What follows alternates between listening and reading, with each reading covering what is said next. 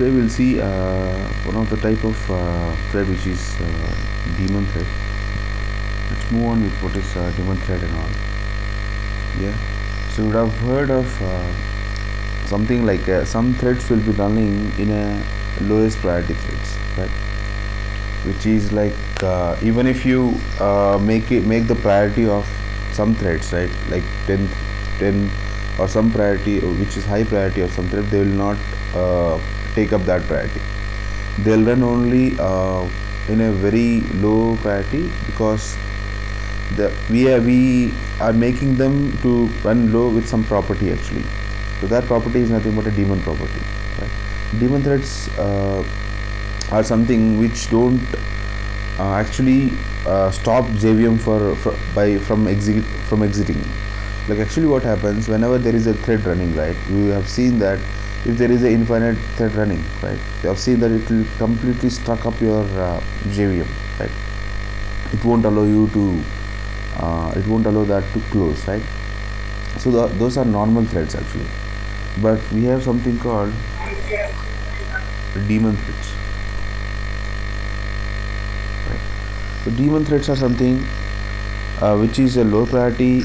There are some few properties of it actually, which is it's a low priority one.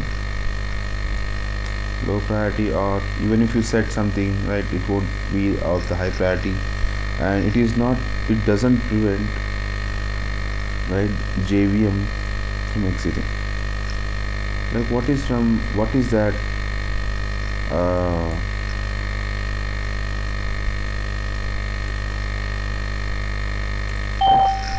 so doesn't allow JVM from, or doesn't stop JVM from exiting is nothing but, let us say if you are running anything, right, if you are running any program which is you have just written a main and you are looping it out for 20 times, which means JVM is actually doing some task over there, right? JVM will take a separate interest to actually do something to that program, and when the program is completed, the JVM will stop. Now here, when you create a thread as a daemon thread, right, JVM will not be spending exclusive time sharing the CPU memory to that, which means anyways memory of a CPU will be anyway shared at a low priority, and it doesn't matter even if your daemon thread is running, it won't stop your it won't stop from JVM closing, right? And all the daemon threads are infinite loop threads.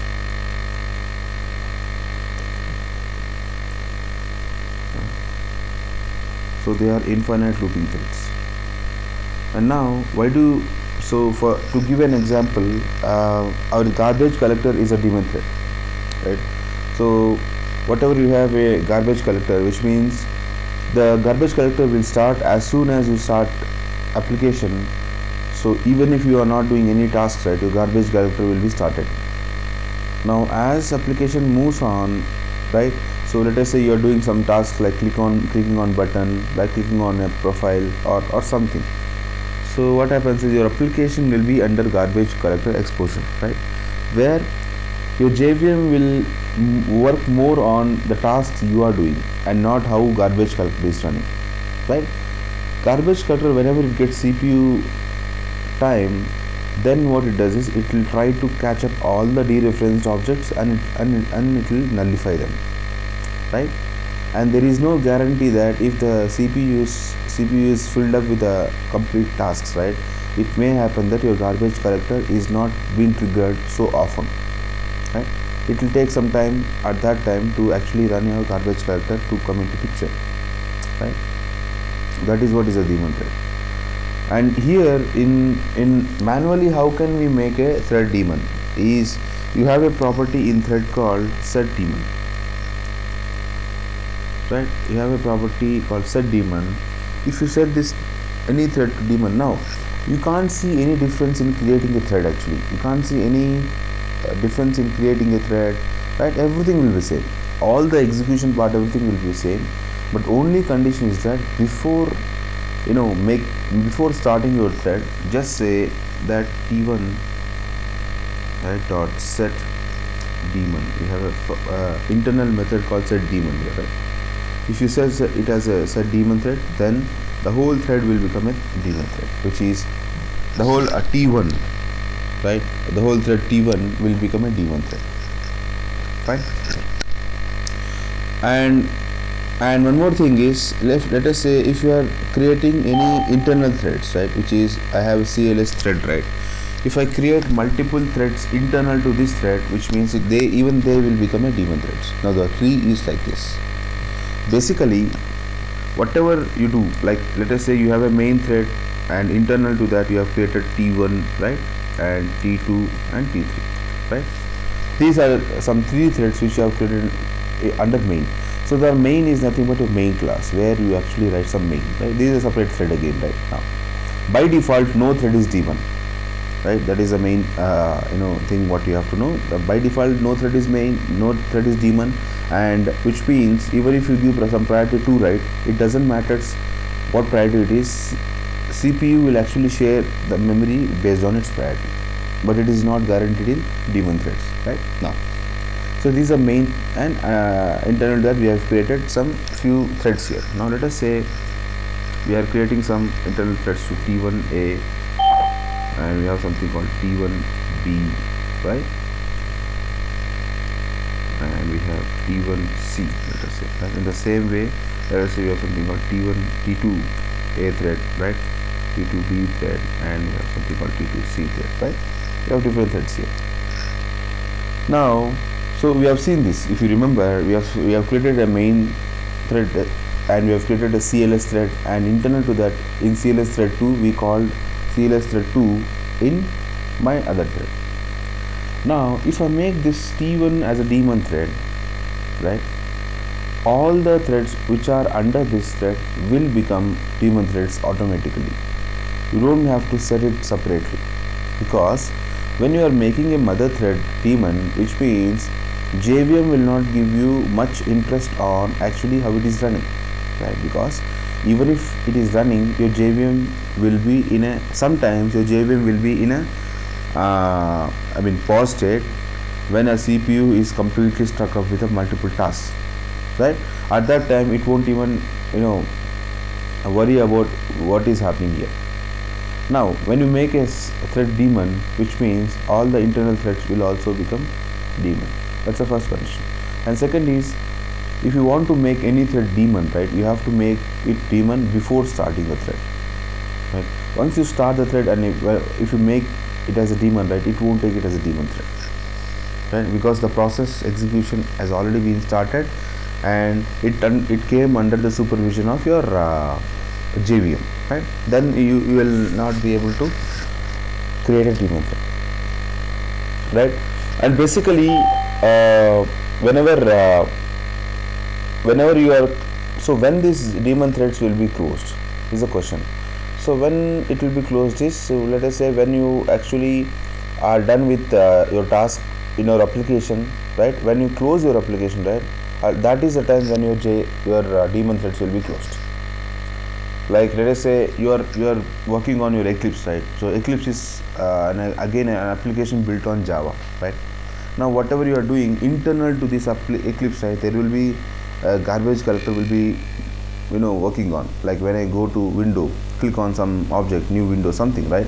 When I click on something, which means internally it is again an internal application which we are using, right, where we are trying different options. I'm typing in here, right, and parallelly something will happen. Like when I type something and just say, right, it queues error. How it is giving error?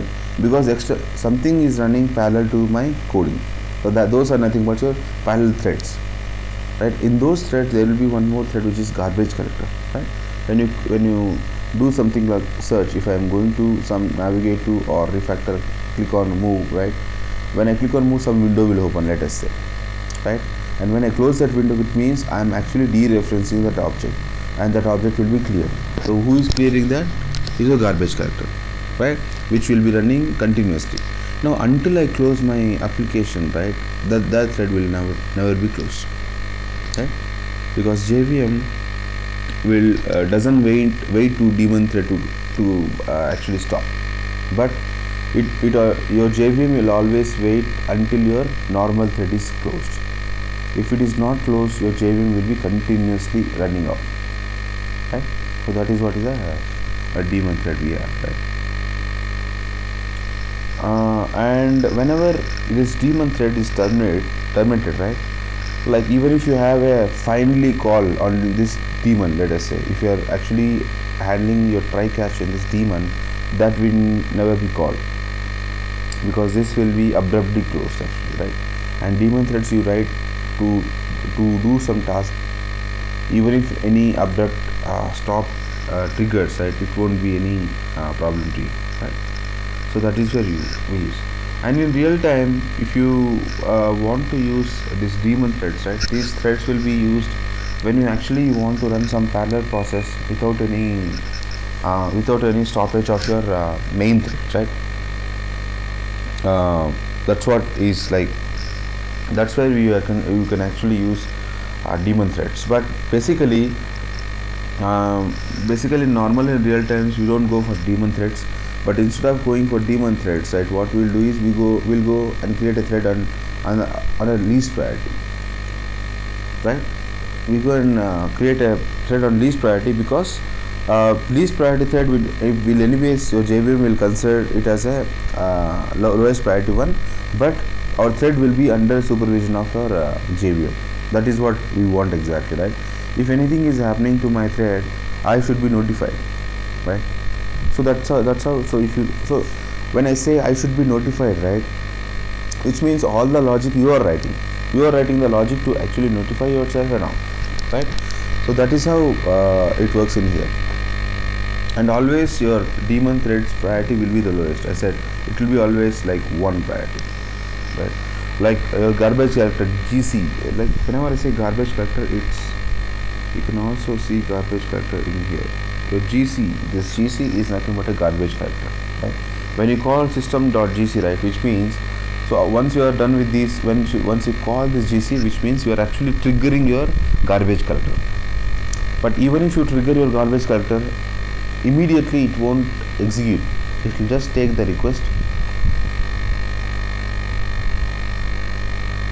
So it will take the request until it is triggered next time. It will wait, right? And then it will be clear, and then it will be called. So there is no, sometimes I'm saying, sometimes whenever you actually manually want to run garbage collector, this is the command which you use, which is system.gc.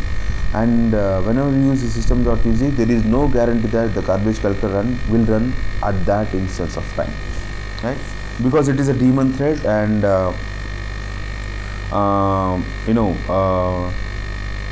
and it will be executed only when your CPU is free, right? If your CPU is completely held up, it won't run, right? It will take some time when it actually have to execute, right? So don't use this, because if you are using this, means you are actually calling the system thread to execute, which means your performance may go low if you use system.gc in many areas of your program, right?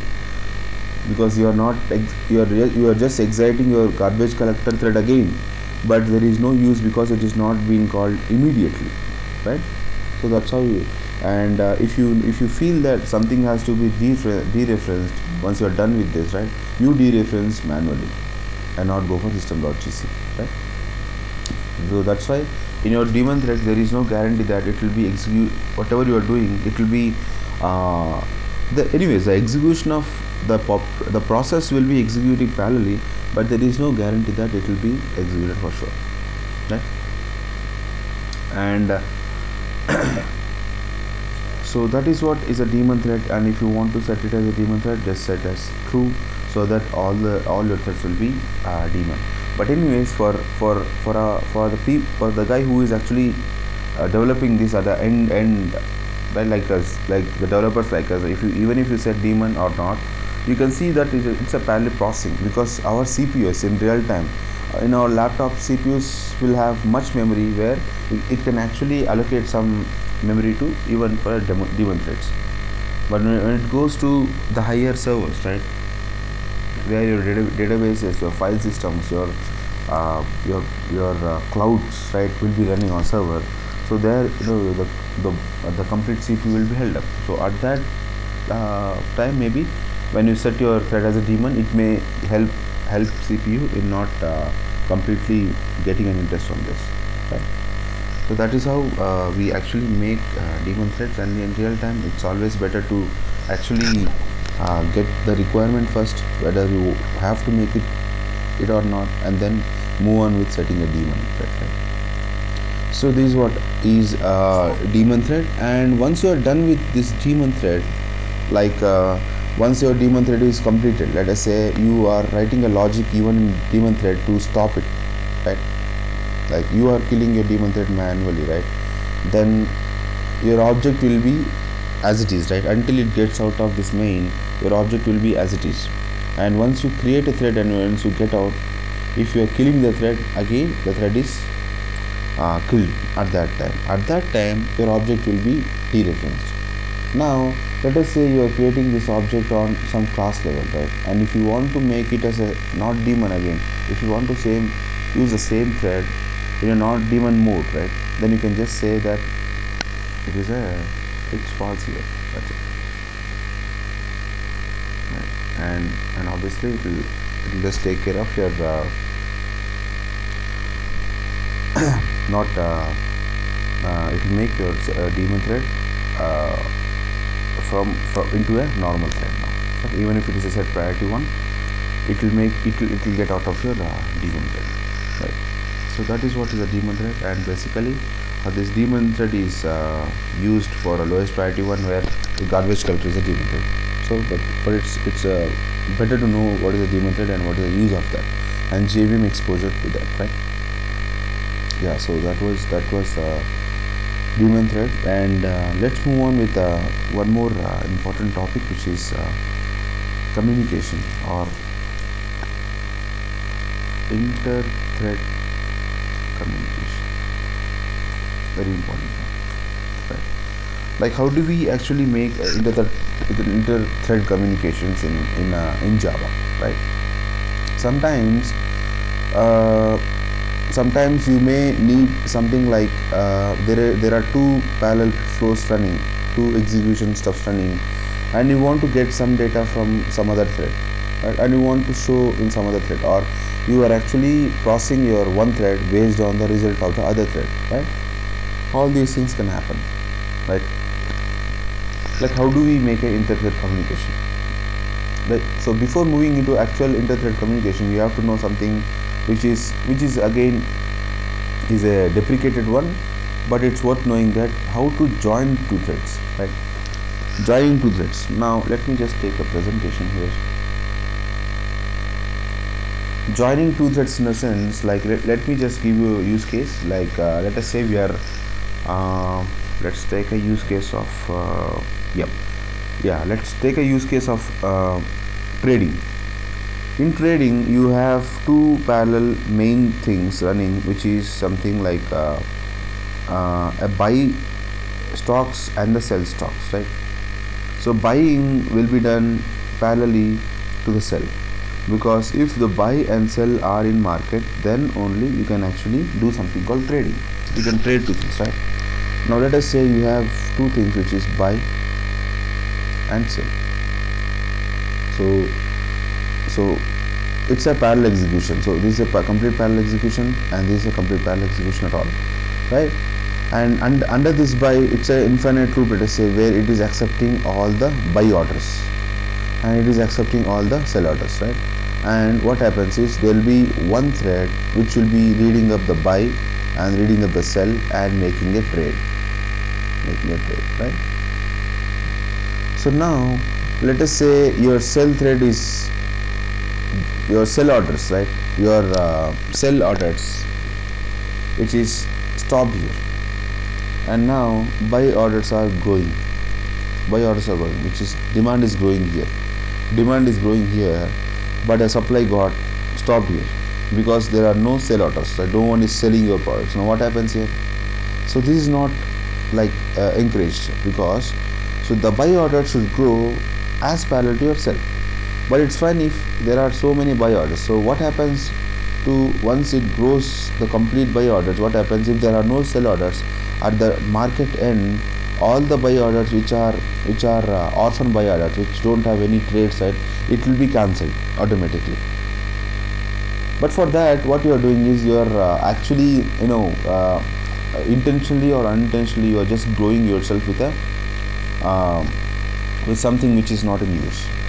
Now let us say I want to get the information from sell that, yeah, whether I have at least 20% of sell orders or 20 sell orders. Let's go with a direct number, which is 20. At least if I have at least 20 sell orders, then I'll grow to accept my buy orders. Otherwise, I'll not use. Right. So where you are actually seeking some information from your cell, which is your cell thread. So let us say this is T1 first thread and this is T2, which is the second thread, because you have to create two different threads, because your buy and sell should be running parallelly. You can't make both the buy and sell in one thread, right? Because if you do in that way, obviously it will never do something called trading, right? Now, so in order to do that, what you can do is at some point you can just say, if the trading is not happening, you can just say T2 dot join, which means you're actually making your T2 into a picture of your T1 process. Now what happens when you say T2 dot join? At this point, it will go to not running state, which is it will be paused. It will be paused at this step. Now, what does it mean by paused is the processing of T1 will be suspended at this stage, right? And your T2 will be anyways running. It will be running continuously. Now, so whenever it gets more sell orders, right? Whenever it gets more sell orders, so let us say it has got 20, and you have a condition here that if I have T2 as 20, T2 or in this thread, let us say my buy orders are 20 buyers, then you will say that T1 dot interrupt. So what you will say? You will first say join. So it will wait until T1 gets a trigger that it is interrupted. Interrupt is again an internal method which will actually resume your other thread when you are joining some T2 here, right? Now if it gets 20 orders, then I'll say T1 dot interrupt, which means yes, now T1 can move on. So with this trigger, what happens? Your join will be removed and your exclusive T1 thread will start working on. Now there is something which is very dangerous over here. If this trigger is not triggered, which is interrupt, right? Interrupt trigger is not triggered, then what happens here? Your buy orders will never run unless you restart your application. Your buy thread will never start. Your sell will be going on, and your buys will never be triggered. Even if program want to trigger in any way, it won't trigger. Why? Because you have joined something and this thread is running continuously and there is no interrupt being called, right? That's why even this is a deprecated one, right? We don't use these type of communication anymore, but we have something called a joining thread. But you can do all these things from inter-thread communication itself, right? You can do these things from two threads and how to make a communication between them. We can do make that. Now let us just create two threads, and I'll show you like how to do the inter-thread communication. Now let us take a simple use case before going into this. So let us say we will create two threads in fact. Like we have main class, let us say, and after that you will create two classes like thread 1 and thread 2, right? Thread 2, right? Let us say in this thread we'll create some pattern of string pattern, right? And I want to, let us say this string pattern is some string S, and let us take a use case that I want to print this string once the pattern is done in T2, like printing S in here, right? Where there is no scope of getting this thing to this, right? But we'll see how actually we can make a communication. Now this is a very simple communication which I am doing here. but obviously yes, whatever we are doing is that, yeah, we are moving some data from one thread to other thread. And you can take the same example of buy and sell here. Let us say this is a buy and this is a sell, right? And you have a flag here that, yeah, I want to get the status of whether sell orders are there or not, and you can use that in here, right? The same example holds good for even for that, right? So let me go and yeah, let's create another main class. So that let me create a main class here. See, this maybe main2, and let me create another class which is CLS enter1, and another class which is CLS enter2, some classes, right? Yeah, now let me make enter1 as a first thread, right, which is extends thread, right? And inside we'll just say run, right? Just take it as try catch, right? Now here what I was mentioning is, so let us say in this thread here, let us say I have a variable here which is string, which is public string, something like let me just take it as s pattern, right? Some name, pattern is equal to, now I'll create that pattern inside my thread which is run. Let's go back here and yeah, just say I have one more thing which is public boolean, just say lbln something is done, right? Is done is equal to false.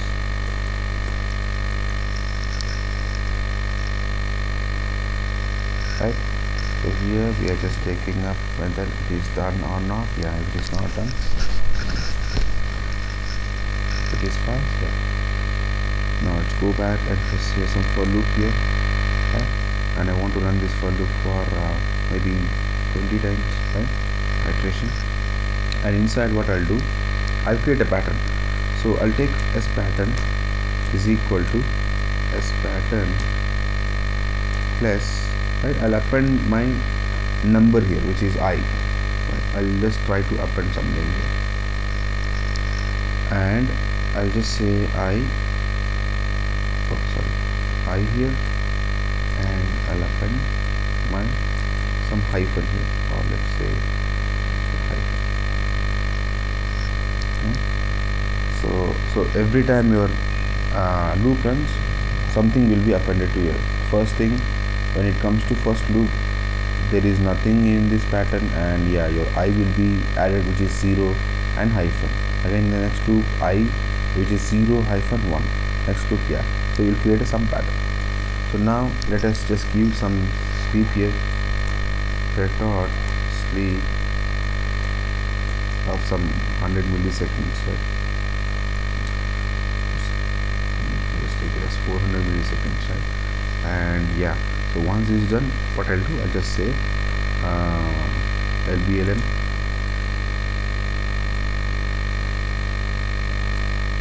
is equal to 2, right? I'm just triggering that yes, my pattern is done. So this is a simple thread we have created, like where we are creating some pattern here, right? And we are just saying yes, it is done. So I'm not printing anything here. I'll just say this out. I'll just say I'm in thread 1. That's it. I won't say anything else here. And yeah, let's go to main now. So in this main, we'll be writing to in here, and we'll just say here that yeah, we want 2 threads, right? So again, you have to make this thread, make your second class as a thread, right? Now before writing anything in this class, let's create this thread in our class first, right? Which is I have thread t1 is equal to cls inter, right, inter at 1,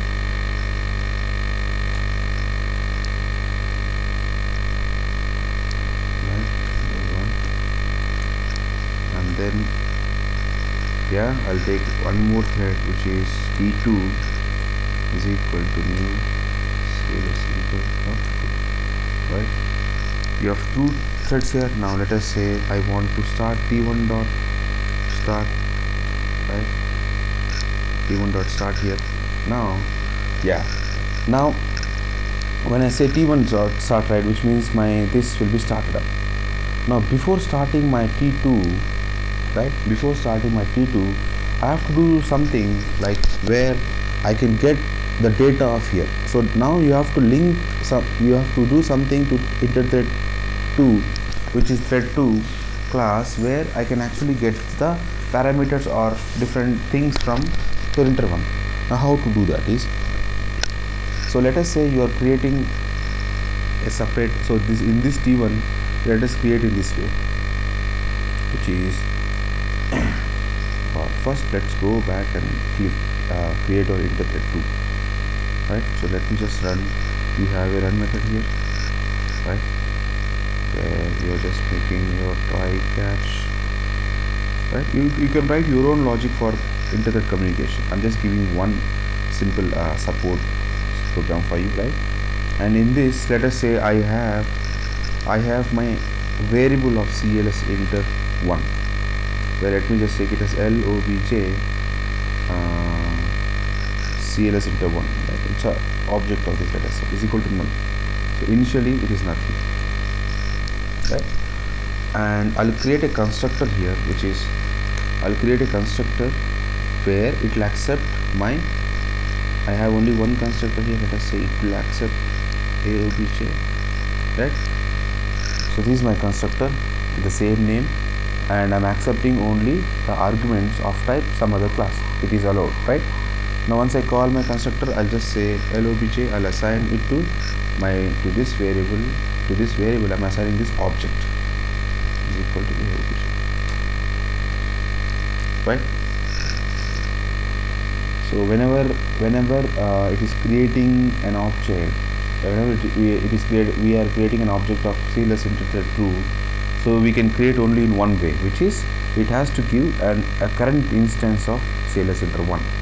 So when we get current instance of CLS inter 1, internally what we are doing is we are caching up that into one or variable of CLS inter 1. Now in this run, what we'll do is while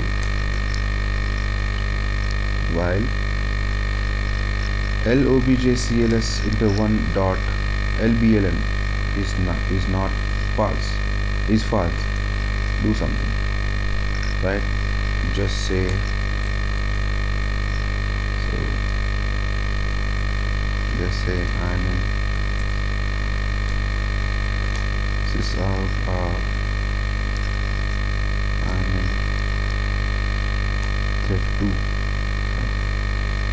and okay, you will be writing, so you will wait until it is done. So this is a class this is a class object. Now it is so this tag copy of t, we are assigning it to this variable, which is local variable. Now how to pass, I'll show. And then I'm waiting until this is false. So let us say here we'll just say that waiting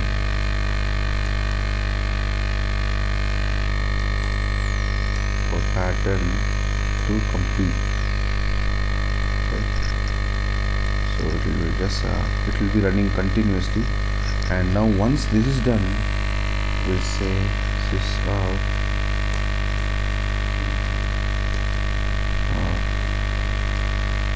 pattern is now ready, right? And just print that this is out of now how can we get that again? So we have a current heap instance of that object, which is LOBJ dot, you can see SP pattern here at this point, right? So now it is being handled here, we are printing it here, right? That pattern is ready now. And so anyways, I'm in thread 2, just say I'm still in thread 2, right? And just before doing something, just say printing right, the pattern we are printing, right? Now so here, so what I have taken is I have taken a simple constructor where I'm accepting only the current instance whichever is running here, and using this I have created some variables like is done. So what is done is once the pattern construction is done, then I'm saying yes, it is true. So it will wait until it is true. When it gets true, it will come out. So when it comes out, which means this pattern is ready, right? And the same pattern, the same instance of copy of a heap is I'm holding it in my current local variable, which is cls inter1 lobj cls inter1, and I'm accessing those variables from here, and I'm just printing. Now how to pass this? Now whenever you are creating any object, see it will give you error, because I have to pass something which where I have to pass an object of inter1. Now before creating a thread t1, let me just create inter1 as a separate object, which is like this, cls inter1. Let me take it as obj is equal to this, and let me create this thread as this, as you have seen, new thread, right? New thread of new thread of what I'll do, we'll just assign this obj to this thread, and now I can give the same obj here, right? Because it wants some series inter. Now you can see that whatever instance we are creating, the same copy of heap copy of this class I'm passing to the thread, and I'm passing to the second thread as a constructor argument. Now whenever I create a constructor of inter2, right, which is thread 2, what happens, it will be assigned to the local variable. Now whatever is happening here will be tracked continuously by your CLS thread 2, and it is just checking what is happening here. And inter thread 1, it is just creating a pattern, and I'm not printing anything. I'm just saying that I'm in thread 1, right? And so internal to that, you can just say something like sysout. You can just say still working on pattern creation in thread 1.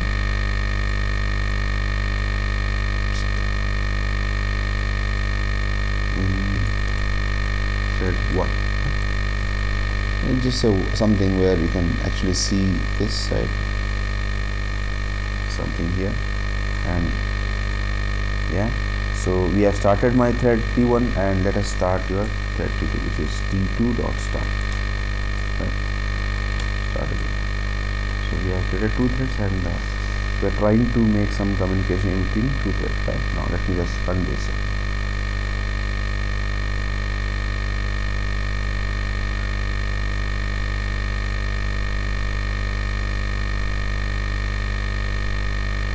So waiting for pattern to complete. Waiting for pattern to complete again. Yeah, you can see here, right? So it says still working, because we haven't given any wait to this waiting to pattern to complete, right? It is continuously moving on, saying that yes, the pattern has to be completed, right? So once the pattern is completed, right, it says waiting for pattern to complete again in thread 2, and pattern is ready now, and I'm still in thread 2, and you can see printing in thread 2, and it printed the complete pattern, right? So we are printing it in my second thread. Now why it is giving so many times waiting to complete is because you have to give some wait here, right? What I'm doing is I'm creating an infinite loop, and where I'm not waiting. So let me just make a wait here, thread dot sleep of some 350 milliseconds, right? Where I'm using 400 here, so you can just make it as 350, and so that you can see the pattern, right? And here what you can do here, let me just print the pattern, which is sysout. We just said still working on pattern, and just say sysout of some pattern. So what is the current pattern you have? Just say current pattern in thread 1,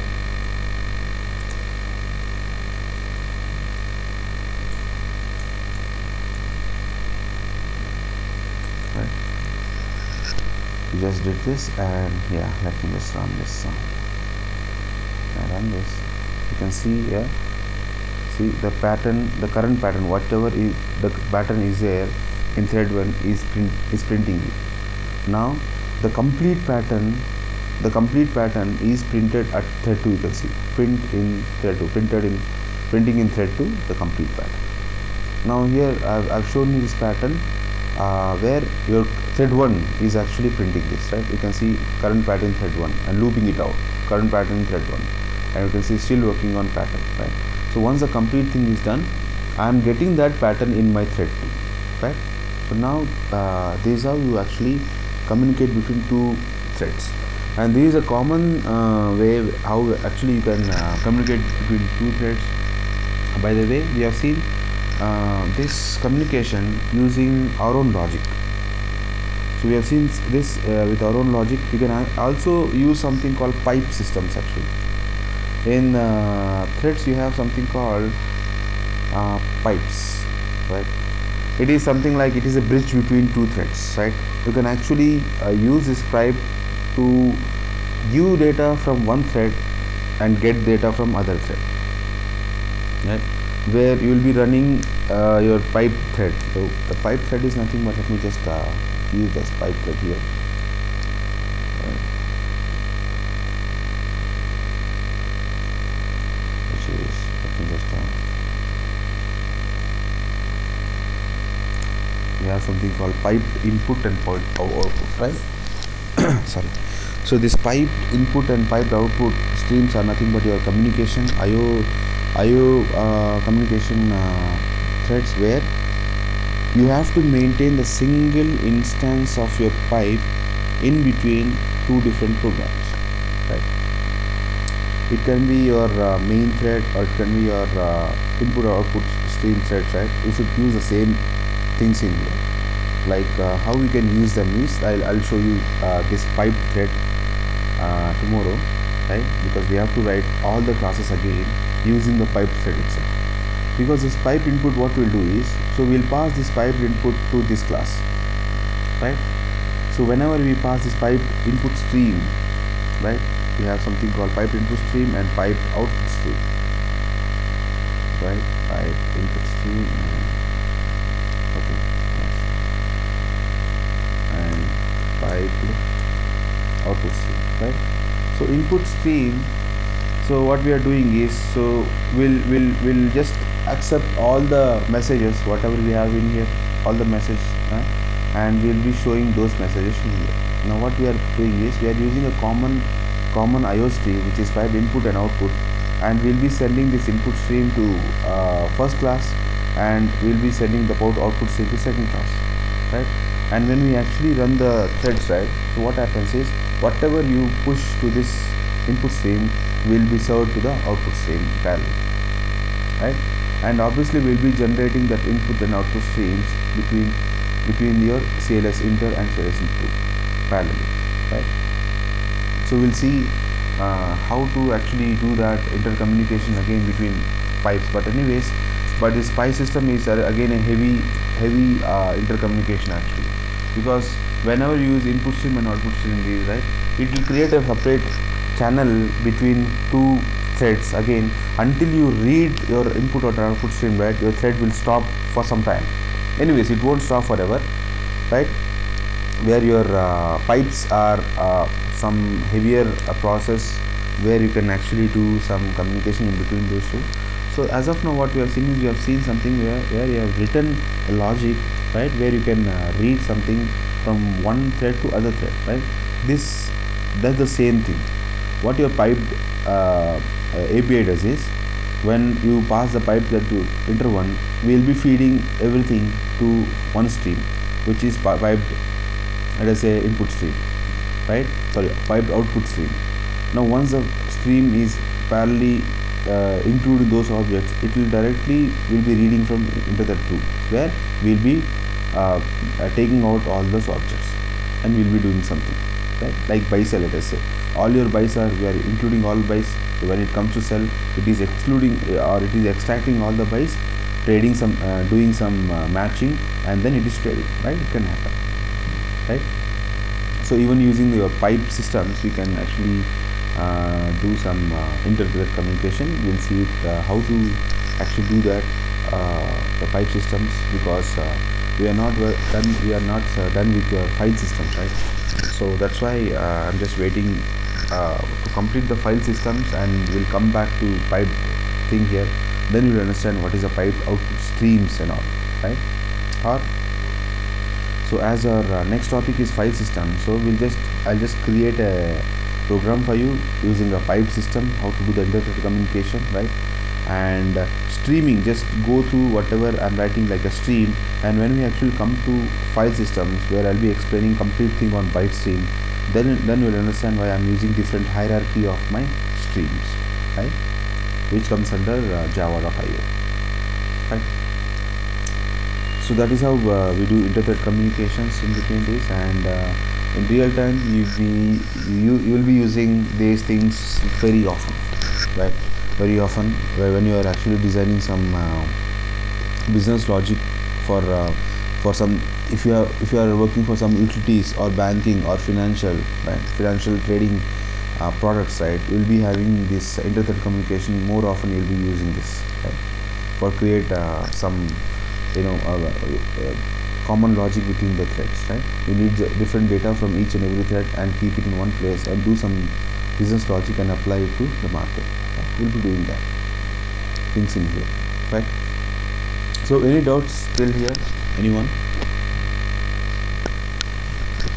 Yeah, I hope it's pretty straightforward. That's why I gave, instead of giving pipe, right, I gave the direct simple one, so that you can understand what exactly is thread communication, how we do that, right? Because if I start with pipe, it will be confused again. So what is a stream and all, right? It's a pretty simple that we are just passing an object of my first class, which is first thread, right, into my second thread class, right?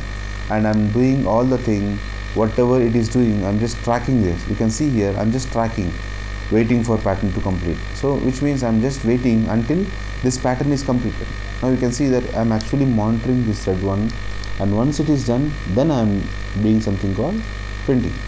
Now even for this monitoring of first thread, my thread one is cooperating with me. So how it is cooperating? So once the pattern is done, it is saying yes, it is done, is true. So it is just in this example, we have seen that yes, it is giving us something where we know that yes, the some processing is done, right? So there should be cooperation between these two. We have to create a logic in such a way that so whatever information we want should be provided from here, right? And you should be able to track out here, right, where you can actually see the end result of communication between two threads. Fine guys, so if everything is fine, then let's close up here, right, and we'll see the piped way of communication tomorrow, right, tomorrow at the same time, and we'll, You mean Monday? You mean Monday, actually? sorry, it's Monday. Yeah, it was. Yeah. So when it comes to Friday, and when I say tomorrow, right, by default just have a flag that it's on Monday. Yeah, thanks Ron. Yeah, it's on Monday. Yeah, Good. Yeah, no problem. yeah, have a nice weekend. Yeah, and just You too. practice them. Yeah. So, and Ron, and I think Surender asked me, or Vamsi asked me, right? So I'll be sharing that half-an-hour video again. I've already shared that video, 2 videos. Thanks Purushottam, thanks for recording them, right? I've shared them, and you can just go through that. I have seen that video, it's completely there, whatever we have recorded on multi-threading, right? Thank you. No issues. Yeah, Okay, good. Thank you. okay, then we'll just meet up on Monday. Srinath, Sure. Yeah, this is Dhoni. Jami, yeah.